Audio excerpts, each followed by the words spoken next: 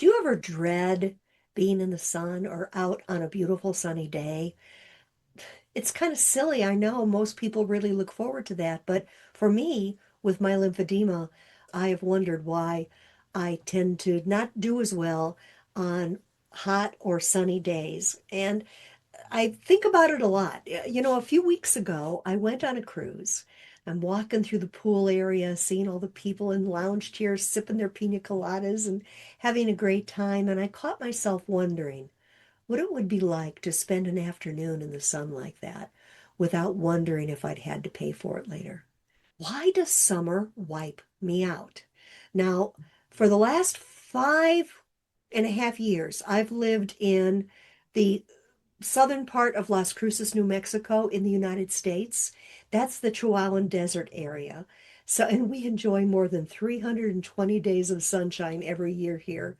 And it's given me plenty of opportunity to ask the question about why heat does to me what it does. And then I realized something that made the mystery even bigger. I almost always feel better in the shade. And that made me wonder, am I reacting to the heat, the sun, both? I honestly didn't know. Hot sunny days make my body feel heavier. I swell more easily. My energy disappears so much faster. Sometimes just a little too much time outside can leave me recovering for hours. That's life with lymphedema. That's also life with other autoimmune disorders, which I have. So the more I thought about it, the more curious I became because understanding helps me work with my body instead of guessing. So I started reading, not social media, not general opinions. I wanted to know what real research actually says. And I've linked to every medical source in the description below that I'm going to talk about here. So if you'd like to explore them yourself, please do. One of the first experts I found was an Angela Knowlton. She's a certified lymphedema therapist in Orlando. I think she's with Orlando Health. And she explained that when we get hot, our blood vessels naturally widen to help cool the body. Then she shared something I never really thought about. Those wider blood vessels also allow more fluid to move into the surrounding tissues. Now, if your lymphatic system is healthy, it usually keeps up. But if you have lymphedema, your lymphatic system suddenly has much more work to do. So that helped me understand the swelling a little bit more. It helped me understand the heaviness I feel when I'm out in the sun. But I still had one question. What about the exhaustion? For me, that's sometimes the hardest part. Then I found a section on hydration. And my first thought was, okay, I've got this one covered. I don't need to read it. I drink tons of water every day, but yet heat still affects me. So I almost skipped past it, but I'm glad I didn't because Angela Knowlton explained that dehydration can make body fluids more difficult for the lymphatic system to move efficiently. That wasn't the complete answer, but it was another clue. And that's what I kept finding, one clue after another. As I kept reading, I noticed more interesting things.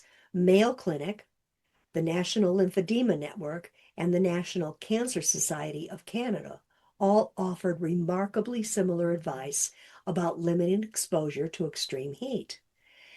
Then I reached the part that surprised me the most. Researchers are still trying to find the answer to the question. They know that heat widens blood vessels. They know more body fluid moves into the tissues. They know that dehydration can make lymphatic drainage more difficult, but they still don't completely understand why heat affects some people with lymphedema, like myself, maybe like you, so much more than others. I kind of found that comforting because it reminded me that what I'm experiencing is real.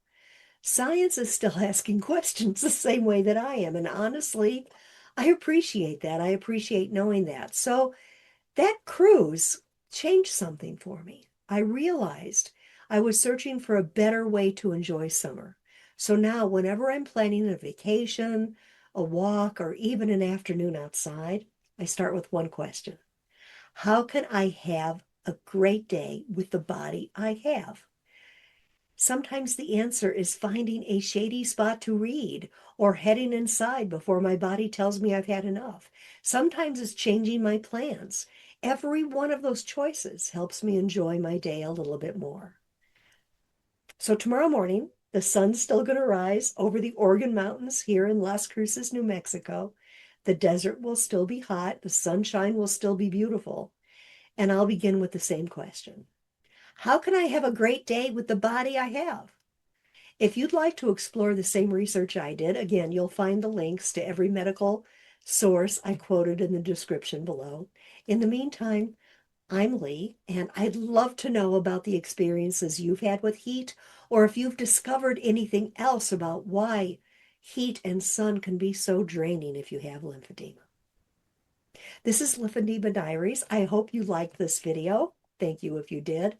And thanks for wondering along with me. I'll see you next time.